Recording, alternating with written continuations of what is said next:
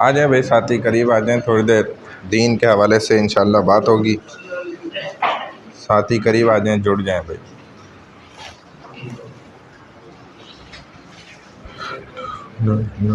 الحمدللہ وحدہ والصلاۃ والسلام علی من لا نبی بعد، اما بعد، اعوذ باللہ من الشیطان الرجیم، بسم اللہ الرحمن الرحیم۔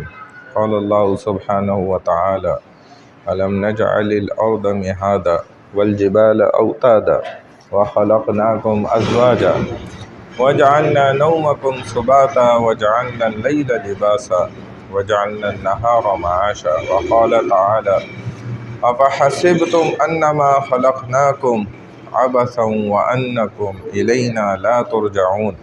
صدق اللہ العظیم۔ میرے محترم دوستو، ساتھیوں، اللہ سبحانہ و تعالی کی شان بہت بلند ہے۔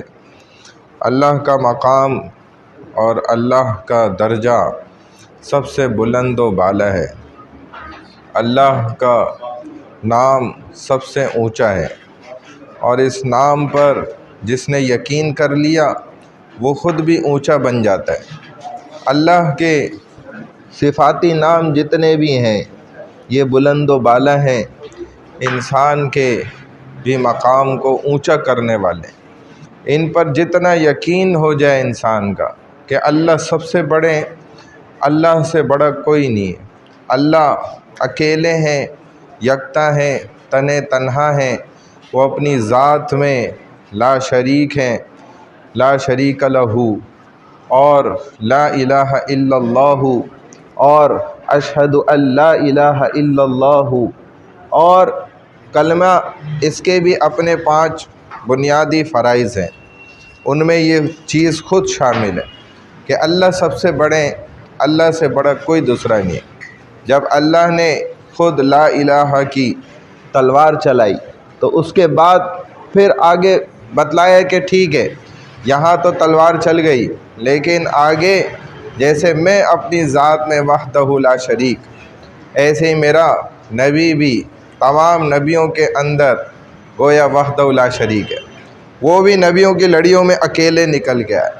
تو اللہ کی ذات سب سے اونچی ہے، سب سے کمال کی ذات وہ اللہ ہے، جس نے انسان کے یہ پورے بھی پیدا کیے نا، یہ کوئی انسان نہیں بنا سکتا۔ ساری انسانیت مل جائے تو اللہ کی بنائی ہوئی چیزوں میں سے لے کر تو چیزوں کو بنا لیتا ہے، لیکن جیسا اللہ نے بنایا، ایک آنکھ بنائی نہیں بنا سکتا، ایک دل اللہ نے بنایا نہیں بنا سکتا، اللہ نے یہ کھال جو بنائی ایسی کھال نہیں بنا سکتا، آرٹیفیشل ملتی جلتی قریب بنائے گا، لیکن اس کو بغیر کیمیکل کے رکھ نہیں سکتا، سڑ جائے گی۔ یہ دیکھو کتنے زمانے سے کھال ہے اور کتنے سالوں سے ہے، لیکن یہ اکھڑ کے نہیں اتر رہی۔ یہ آنکھیں ہیں، نہیں بدبو آ رہی، اپنی جگہ بالکل صحیح اور کام کر رہی ہیں، کہیں سے کوئی فیول نہیں مل رہا، پیٹرول نہیں مل رہا۔ یہ جسم کے اعضائیں اندر کے یہ کیسے منظم طریقے سے رب نے ماشاءاللہ تیار کی، کیسے بنائے، ہر چیز کو کیسے ماشاءاللہ ہضم کر رہا ہے، کوئی اس پر ٹیکس نہیں لے رہا۔ یہ ساری کاریگری کا نظام کس کا ہے؟ اللہ کا ہے۔ جو نظام باہر ہے دنیا کے، وہ انسان کے اپنے جسم کے اندر ہے۔ کہتے ہیں کہ باہر ہوا ہے، فضا ہے، پانی ہے، نباتات ہیں، اور اسی طرح پتے ہیں، درخت ہیں، زمین ہے، مٹی ہے، جتنی بھی بنیادی چیزیں ہمیں نظر آتی ہیں نا کائنات کے اندر پھیلی ہوئی ہیں، وہ سمٹ کے اللہ نے اس کے اندر جمع کر دی ہیں ساری، وہ انسان کے اندر موجود ہے۔ ایک ہرنی ہے، اس کے نافے کے اندر اللہ نے خوش زبردست مشک کو پیدا کر دیا۔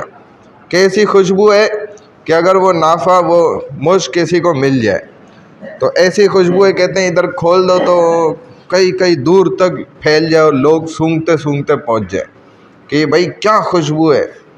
ایک کس جگہ پہ اللہ نے پیدا کی ہے؟ نافے کے اندر۔ سانپ کے اندر زہر کس نے پیدا کیا؟ حالانکہ تھوک ہے وہ اس کا، لیکن اتنا خطرناک کہ پڑھتے ہی تیزاب سے زیادہ تیز اثر کر رہا ہے۔ کیوں ایسا اثر اس کے اندر پیدا ہو گیا؟ اللہ نے پیدا کر دیا۔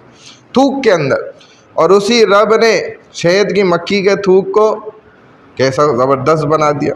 ऐसे ही मिठास वाला इंसान भी खाए बगैर ना रहे, अगर इसको मिल जाए बिल्कुल एक नंबर तो खाने पे मजबूर। तो ऐसी सिफ़ात वाले रब, ऐसे कमालात वाले अल्लाह कि जिसने एक छोटे से बीज को ज़मीन पे गिरते ही और छुपाया और उसको फाड़ा और उसमें से कोपल निकाली, इतनी नरम कि थोड़ी सी तेज़ हवा चले तो टूट जाए, लेकिन नहीं, बढ़ रही है।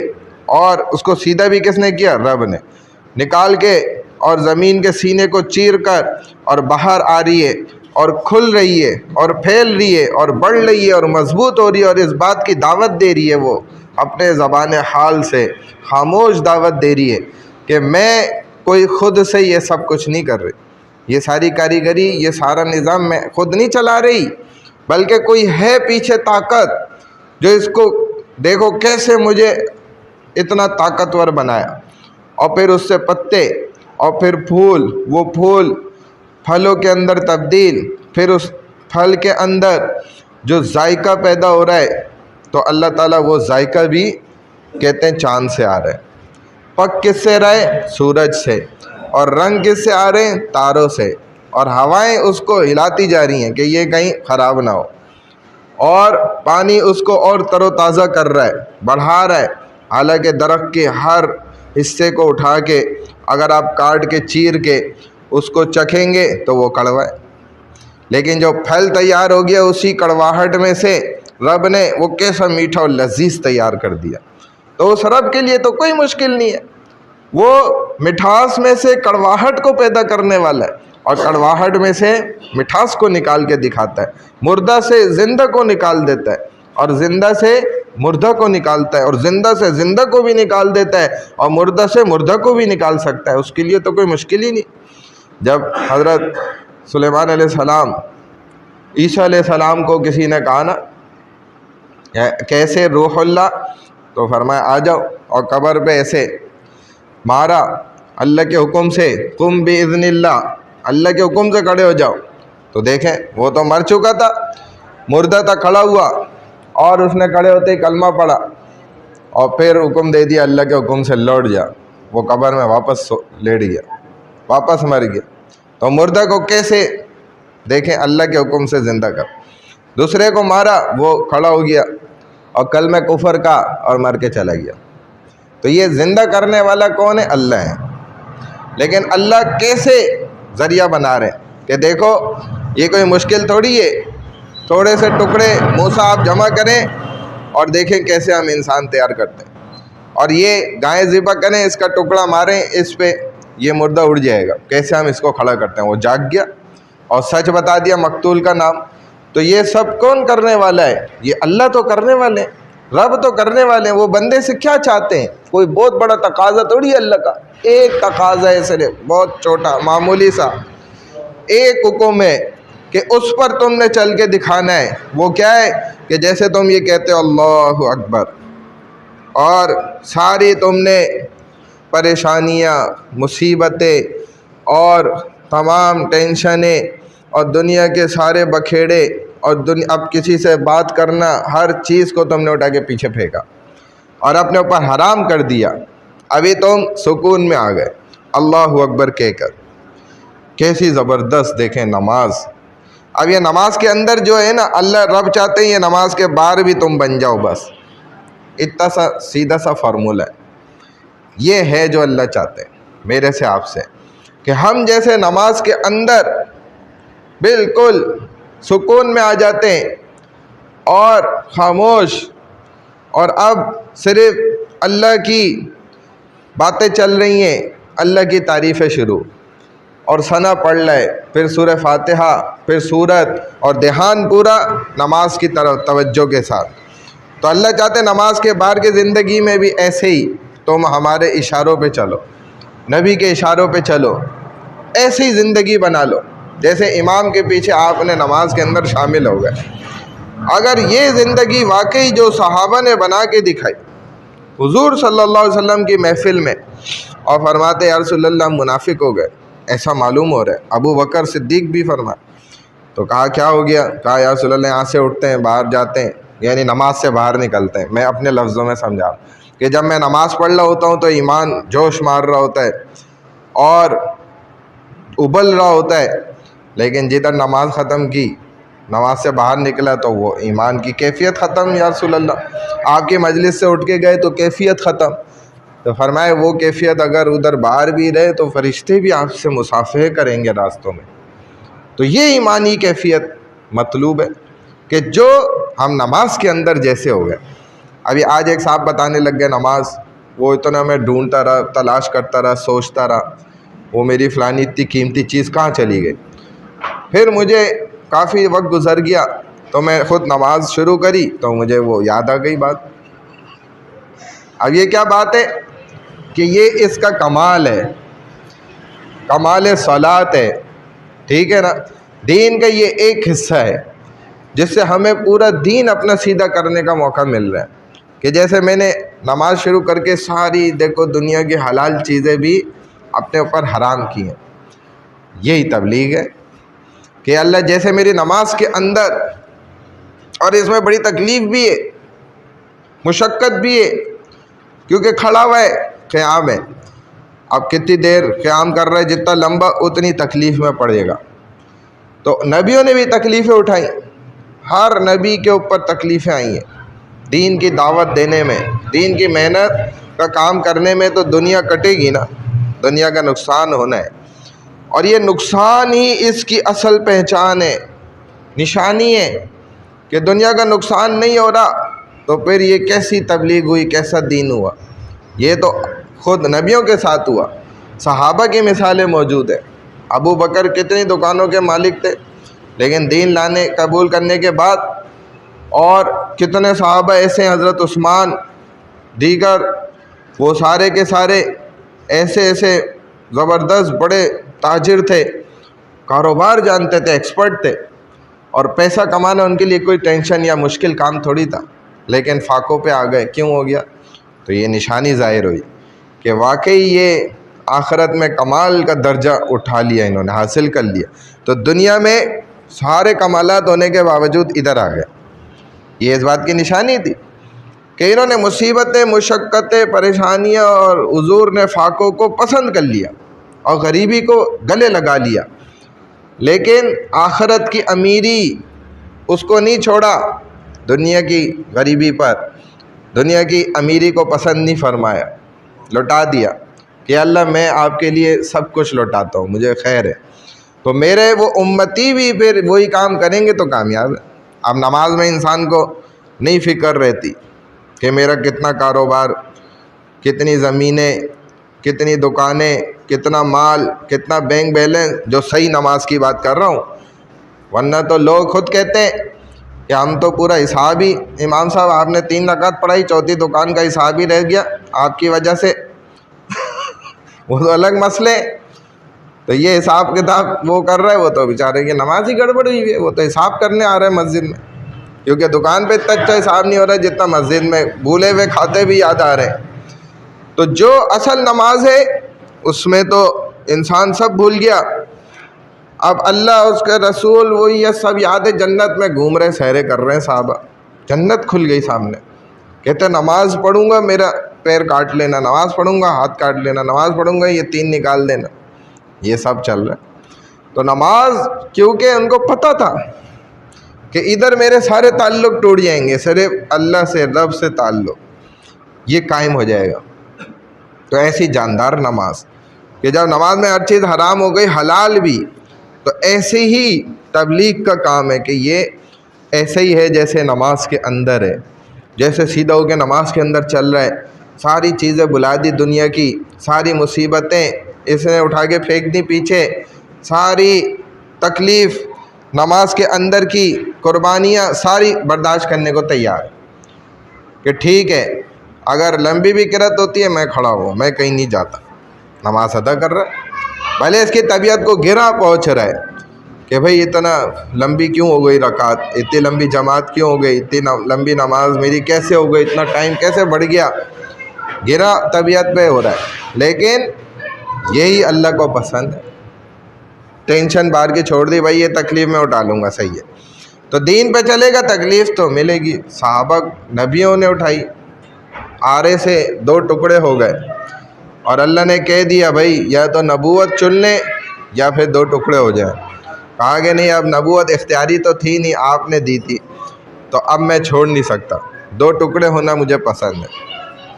حضور کے آپ قربانیوں کو دیکھ لیں، کیسی قربانیاں، مشقتیں انہوں نے برداشت کی ہیں، حالانکہ ایک مشقت کے بھی دیکھا جائے تو ہمارے نبی صلی اللہ علیہ وسلم پر وہ نہیں آنی چاہیے تھی، ایک تکلیف، ایک کانٹا بھی آپ کو نہیں چبھنا چاہیے تھا۔ حق تو یہی تھا آپ کا کہ آپ کو ایک کانٹا بھی نہ چبھتا اس دنیا میں، کیونکہ آپ کی وجہ سے دنیا بنی تھی۔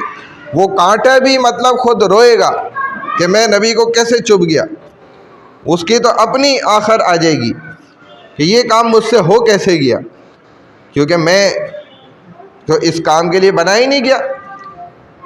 تو یہ تو نبی کا حق تو یہ تھا، لیکن اس نبی نے کانٹے کیا، اس نے تو پتھر بھی برداشت کر لیے، داڑھی سے دھواں نکل رہا اس کو برداشت کر لیا، غبار آلود داڑھی ہے اس کو برداشت کر لیا، بچیوں کو دین کی وجہ سے جو تکالیف اٹھانی پڑی ان کو برداشت کر لیا۔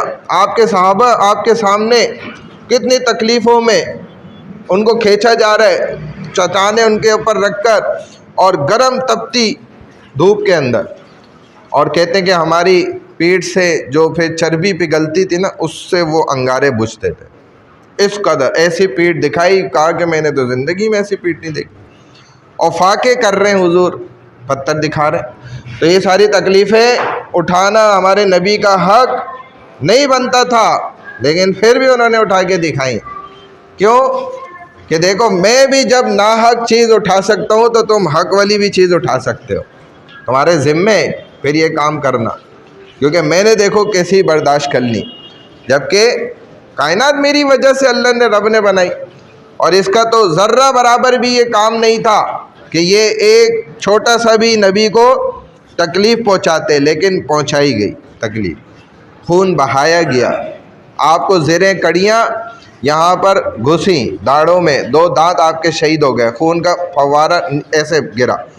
تو احد مقام تھا، اور وہ زمین اس وقت مطلب کہتے ہیں کہ فرشتے چیخ پڑے تھے، زمین چیخنے لگ گئی، ہوائیں فضائیں رونے لگ گئیں کہ یا رسول اللہ یہ، اور پہاڑ آپ کو کہہ رہے کہ یا رسول اللہ آپ ابھی اشارہ کریں بس، اور ان کو ہم ایسی کی تیسی کر دیتے کافروں کی، تو ان کی اتنی مجال کہ یہ آپ کو جو ہے تکلیف پہنچاتے، آپ کو نقصان کرتے، ان کو ابھی زمین نے کہنے لگ گئی یا رسول اللہ آپ حکم کریں، ہم ان کو پکڑ لیتے اندر دھساتے ہیں، کیونکہ جب قارون دھس سکتا ہے اور اس وقت کا نبی اور حکم دے رہا ہے، اور وہ التجا کرے جا رہا ہے، بھیک مانگے جا رہے زندگی کی، اور آخر جب نہیں جان بچ رہی تو کہہ رہا ہے کہ اچھا موسیٰ تم میرا مال ہڑپنا چاہتے ہو، جو میرے اتنے قافلے چلتے ہیں اس کے اوپر جو ان کی چابیاں، تو تمہیں جو ہے نا مال چاہیے تھا،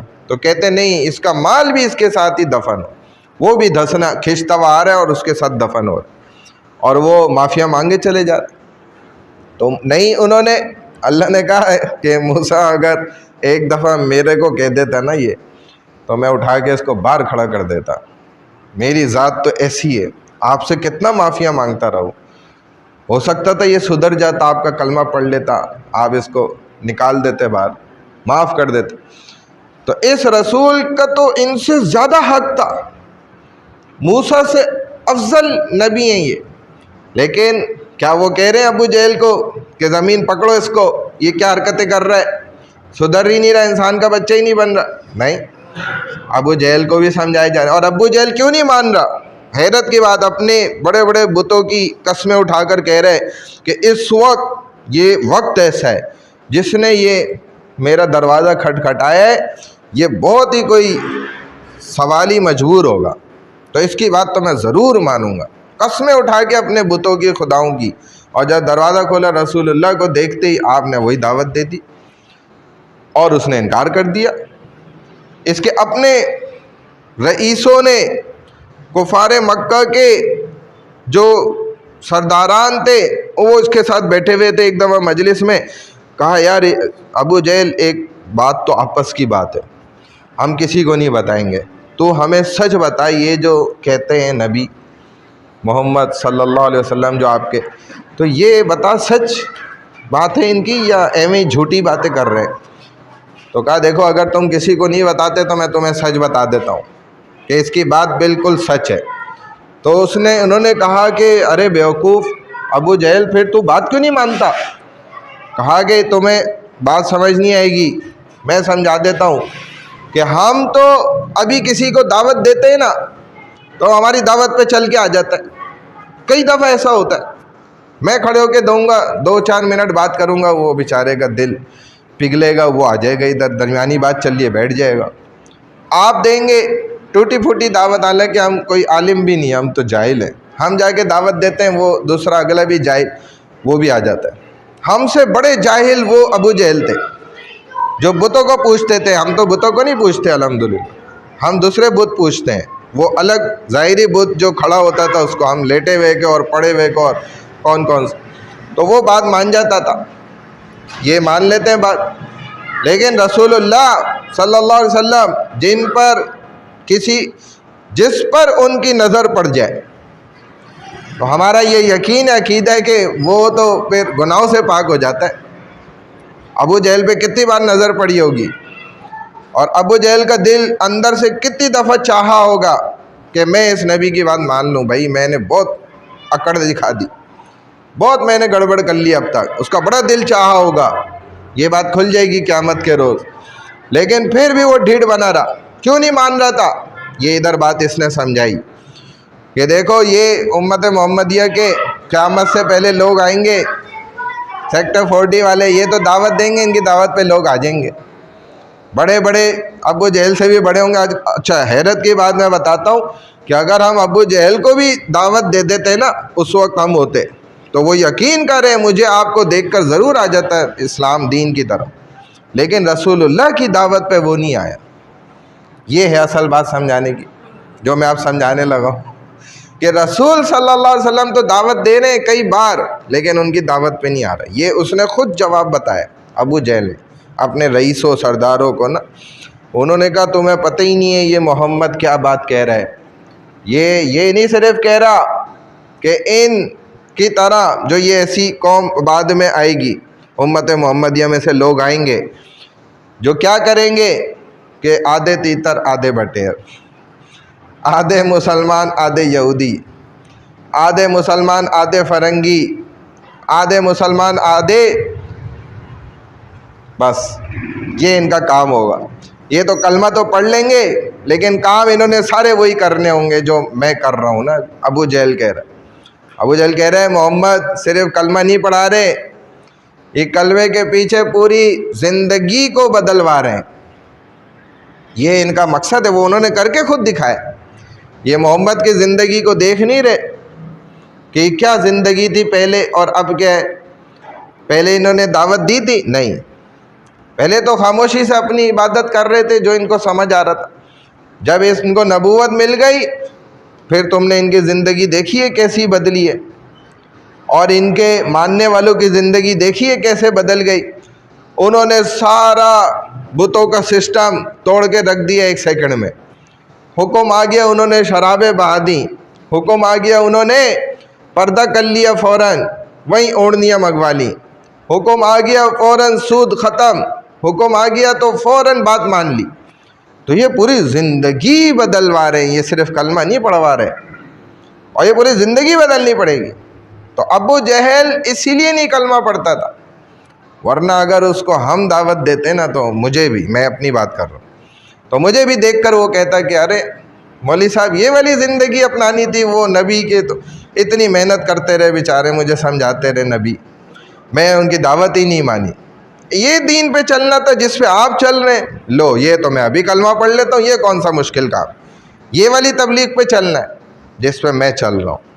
بڑی معذرت سے میں یہ بات مشہوراً کر رہا ہوں, لیکن حقیقت ہی یہی ہے. اس وقت ہم اپنے اسٹائل سے دین کی محنت میں لگے ہوئے, اپنے انداز میں, اپنی بات کر, تو یہ انداز نہیں ہے بھائی. رسول اللہ کی سوچ کو اپنی فکر سوچ بنانا ہوگا، ان کے انداز کو اپنا انداز بنانا ہوگا، ان کے طریقوں کو اپنانا ہوگا، ان کی پوری زندگی پر پہلے مجھے خود بھی چلنا ہوگا، پھر میں اوروں کو بھی چلا سکوں گا۔ صحابہ یہی تو کہتے تھے کہ ہم جیسے ہو جاؤ، اس کا کیا مطلب تھا؟ کہ وہ تھے ایسے کہ ان جیسا جو بن جائے گا وہ ستارے کی مانند ہے۔ حضور نے خود فرمایا کہ ایک صحابی کو بھی میرے جو پکڑ کے چلا گیا وہ تارا ہے، وہ جنت میں پہنچ جائے گا۔ جیسے تارے راستے دکھاتے تھے، ہدایت یہی تو ہے۔ تو ایک بھی صحابی کے پیچھے چل لیے، یعنی کہ میرے ایک بھی امتی کے پیچھے چل لیے، وہ ہر امتی قیامت تک کا ویسے ہی ہونا ضروری ہے۔ پھر ابو جہل، ورنہ تو ابو جہل تو ہماری دعوت پہ بات مان جاتا کہ یار بلا وجہ محمد اتنی محنت کرتے رہے، میں نے ان کی سنی نہیں ایک بار بھی، کیونکہ پوری زندگی بدلوا رہے تھے۔ اب یہ تبلیغ بھی اسی چیز کا تو نام ہے کہ پوری زندگی بدلوانے چاہتی ہے۔ یہ صرف یہ نہیں کہتی کہ آپ ٹھیک ہے جی تبلیغ کا کلمہ پڑھ لیں، تبلیغ کے ساتھ جڑ جائیں اور فل مستیاں اپنی وہی کرتے رہیں جو پہلے سے آپ کر رہے ہیں اور ہمارے ساتھ چلتے رہیں۔ یہ نہیں ہے، تبلیغ اس چیز کا نام نہیں ہے۔ یہ بڑوں کو بھی، گناہ گاروں کو بھی اور ہر طبقے کے لوگوں کو بھی جو جوڑا ہے ساتھ، تو پیچھے یہی مقصد کھڑا ہوا ہے کہ بھائی زندگی بدلوانی مقصد ہے، اپنی والی زندگی نہیں چلے گی اس کے پیچھے۔ اگر ادھر آتے ہو داخل ہو جاتے ہو تو یا ایھا الذین آمنوا ادخلوا فی السلم کافہ ہو جاؤ، پھر پورے داخل ہو جاؤ۔ کیونکہ ابو جہل اس لیے داخل نہیں ہو رہا تھا، اور ان کے چچا بھی کان میں نبی علیہ السلام فرما رہے ہیں کلمہ پڑھ لیں میں گواہی دوں گا، لیکن کیوں نہیں پڑھا؟ حالانکہ اس وقت تو آخری سانسیں تھیں، ان کو تو اس بات کا بھی یقین تھا کہ اب مجھے چلنے کی ضرورت بھی نہیں ہے دین پر، میرے پاس وقت کون سا بچا ہے، کون سا میرے پاس لمبی زندگی پڑی ہوئی ہے۔ تو کہہ دیتا ہوں ان کے کان میں، وہاں پہ بھی وہی الگ مسئلہ آ گیا تھا کہ قوم والے کیا کہیں گے، کہ آخر وقت میں ڈر گیا، یا اور 10 قسم کی باتیں۔ تو بہرحال بھائی بات کا مختصر خلاصہ یہ کہ ہم اپنی پوری زندگی کو بدلنے کی نیت کریں، اور تبلیغ میں جڑنا اس کا اصل مقصد کیا ہے کہ میں اپنی پوری زندگی کو پھر بدلوں، پوری زندگی کے رخ کو بدلوں۔ ٹھیک ہے نا؟ سب تیار ہے نا بھائی اس کے لیے؟ تو جو ساتھیوں کے ارادے لکھوائیں بھائی انشاءاللہ ارادہ کھڑا ہو گیا ہاں مہم 40 دن کا ماشاء اللہ محی الدین بھائی انشاءاللہ 40 دن۔ جی بھائی فرمائیں۔ 4 بجے ماشاء اللہ۔ سلیم بھائی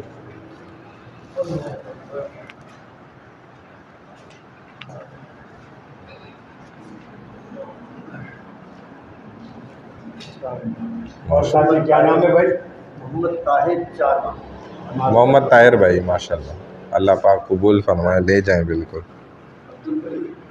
عبد الوحید بھائی، عبد الوحید بھائی، طاہر بھائی 4 ماہ اور عبد الوحید بھائی، قبول فرمائے۔ وحید بھائی، عبد الوحید بھائی 4 ماہ۔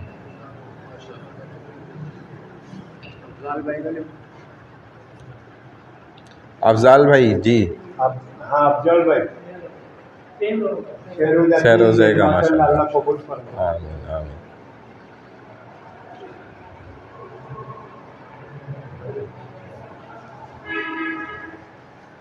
جی بھائی، ہاں 3 دن کا ارادہ۔ نام کیا ہے؟ احمد احمد بخش ماشاء اللہ، اللہ قبول کرے۔ احمد لال میاں بھائی ماشاء اللہ، اللہ پاک قبول کرے بھائی۔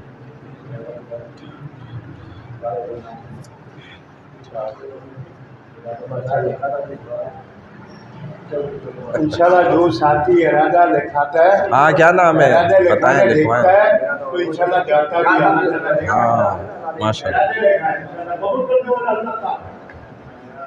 کیا نام ہے؟ عبد الرحمن، عبد الراشد، عبد الراشد بھائی 3 دن کا ارادہ ہے، انشاءاللہ اللہ تعالیٰ آسانی کرے۔ اچھا ماشاء اللہ ماشاء اللہ 3 دن انشاءاللہ اللہ قبول فرمائے۔ آمین۔ دیکھیں یہ جو ہے نا قبولیتی کا کام ہے. اللہ رب العالمین جو ارادہ کریں گے اللہ سے مانگیں گے تو اللہ رہ جائے گا. آمین. ہمارا اور آپ کی کیا کام ہے نا. تو انشاءاللہ ایک بات یہ ہے، ہر سال ہماری اجتماعات ہے، کراچی اجتماع. تو کراچی اجتماع میں سارے ساتھی جاتے ہیں انشاءاللہ. تو ایک دفعہ ہماری مسجد سے بھی جماعت جائیں گے انشاءاللہ. سارے ساتھی انشاءاللہ ترتیب سے چلیں گے تو انشاءاللہ سارے ساتھی جائیں گے نا بھائی. نیت کرے جانے کا، نیت کرے اللہ پاک لے جائے انشاءاللہ جماعت کے ساتھ جائیں گے تو انشاءاللہ سارے ساتھی انشاءاللہ ترتیب رکھیں انشاءاللہ اللہ قبول ہمارے. اور کل جو ہے جمعرات بھی ہے نا، تو مدنی مسجد میں اجتماع ہوتا ہے، ترتیب ہوتی ہے، وہاں بھی سارے ساتھی کوشش کریں گے ضرور جائیں. جزاک اللہ خیر. سبحان اللہ وبحمدہ وبحمدک نشہد ان لا الہ الا انت نستغفرک ونتوب الیک. یا ارحم الراحمین ہم سب کو دین کی محنت کے لیے قبول فرمائے. یا اللہ دین کی محنت میں ہم سب کو لگنے کی توفیق عطا فرمائے. یا اللہ دین کے جتنے بھی تمام تقاضے ہیں، یا اللہ ہر تقاضے کے لیے ہم سب کو بھرپور تیار فرما دیں. یا اللہ ہماری مستورات کے اندر بھی دین کی محنت کو عام فرما دیں. یا اللہ ہمارے محلے میں مستورات کی محنت کو بھی یا اللہ مضبوط بنا دیجیے. یا اللہ یہاں پر تعلیم کا سلسلہ بھی شروع کروا دیجیے، بیانات کا سلسلہ بھی شروع کروا دیجیے. اور یا اللہ جتنے بھی دیگر تقاضے ہیں یا اللہ ان تقاضوں کے لیے بھی ہمارے تمام محلے والوں کو یا اللہ تیار فرما دیں. یا اللہ دین کی فضاؤں کو یہاں پر عام فرما دیں. یا اللہ پوری امت کے اندر یا اللہ دین کی فضاؤں کو، ہواؤں کو چلا دیجیے. یا اللہ دین کے کام کو ہر کچے پکے گھر کے اندر داخل فرما دیجیے. یا اللہ امت کی استعداد کو دین کے تقاضوں کے لیے یا اللہ پورا فرما دیجیے. یا اللہ ان کی استعداد کو اس دین کی محنت کے کام کے لیے یا اللہ زیادہ کر دیجیے. اور یا اللہ جتنے بھی تقاضے ہیں یا اللہ ہر تقاضے کے لیے اللہ ہم سب کو تیار فرما دیں. یا اللہ اپنے راستے میں ہمیں یا اللہ چلنے والا بنا دیجیے. یا اللہ ہمیں آپ کے راستے کی ٹھوکریں عطا فرما دیں. یا اللہ آپ کے راستے کی رحمتیں، برکتیں، وسعتیں ہم سب کو سمیٹنے کی توفیق عطا فرما دیں. یا اللہ ہمارے گھروں میں یا اللہ ان تمام دین ادیان کے جتنے بھی اعمال ہیں یا اللہ اس کی برکتیں، وسعتیں، رحمتیں ہمارے گھروں میں ڈال دیجیے. یا اللہ اہل محلہ ہر ایک کو یا اللہ تمام بالغ مردوں کو خصوصاً با جماعت یا اللہ نماز کا اہتمام کرنے کی توفیق عطا فرما دیجیے. یا اللہ ہم سب کی تمام دعاؤں کو، نیک حاجات کو اپنی بارگاہ عظیم میں قبول و منظور فرما لیجیے. سبحان